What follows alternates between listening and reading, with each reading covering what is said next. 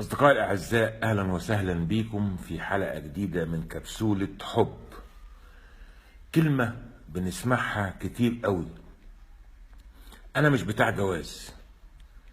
كلمة بتسمعها البنت اللي بتحب ولد بعد فترة بيقول لها أنا مش بتاع جواز، عايز يخلع منها.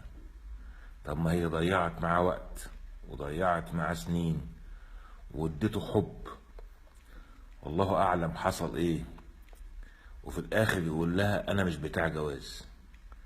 طيب إزاي تعرفي إن هو مش بتاع جواز من قبل ما يقولها لك من الأول خالص؟ إزاي تحكمي على الشاب إن هو مش بتاع جواز من اللحظة الأولى؟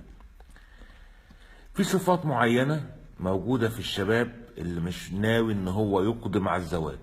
في شباب كتير ما بيقدمش على الزواج، يا إما هو مش عايز الارتباط، يا اما هو مش معجب بالبنت اللي معاه او اللي هو بيحاول ان هو يرتبط بيها، يا اما هو شايف ان الجواز ده مش وقته، ما هوش مستعد للجواز. فبعد شوية، بعد ما بيضيع شوية وقت وبيخرج شوية ويتفسح شوية، يبدأ يخلع من البنت دي.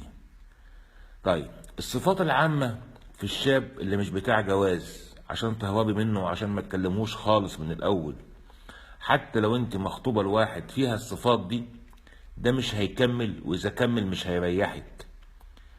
لما تكون التصرفات بتاع الولد او بتاع الراجل ده اصغر من سنه، تلاقيه كده بيستهبل شوية زيادة، مزودها في الدلع شوية، ما بيتصرفش على قد المسؤولية.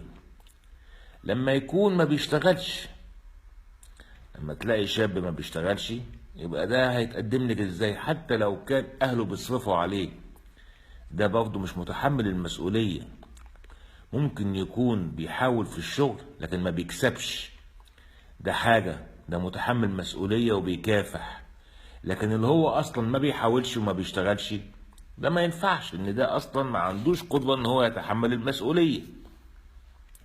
لما تكون العلاقة فيها الكثير من التصرفات الصبيانية وتصرفات المراهقة، لما يكون فيها شهوة، لما يكون بيحب يقابلك عشان يقعد يطبطب عليك ويمسك ايديكي عفوا في الكلام، ده بيبحث عن طريقة يصل بيها الى جسدك.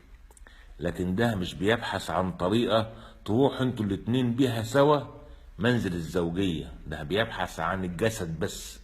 ده مش بتاع جواز، ما تضيعيش وقتك معاه.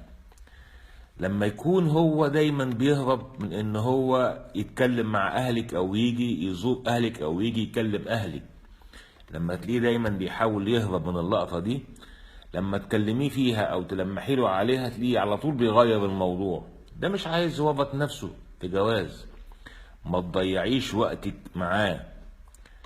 لما يكون عنده نوع من انواع الانانية، تعرفيها ازاي؟ لما تكونوا قاعدين مع بعض دايما الكلام عليه، هو محور القعدة. طول ما هو قاعد بيتكلم عن نفسه، بيتكلم عن حياته، ما بيسمعش منك، ما بيشوفش منك حاجة، مش عايز يعرف حياتك، مش عايز يعرف تفاصيلك، مش عايز يعرف ايه اللي بيضايقك وايه اللي بيبسطك.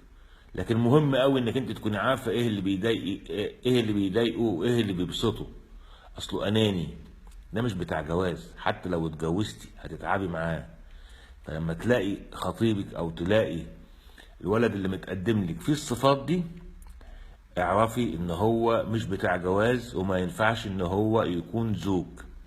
لما يكون ما عندوش القدرة على انه يقدم تضحيات، ما بيبذلش اي مجهود عشان يبسطك، لما يشوفك انت متضايقة او يلاقيكي معيطة ويتعامل مع الامر بمنتهى السطحية، اصل ده مش موضوع انك انت تكوني مبسوطة ولا لا، المهم هو هيبقى مبسوط ولا لا.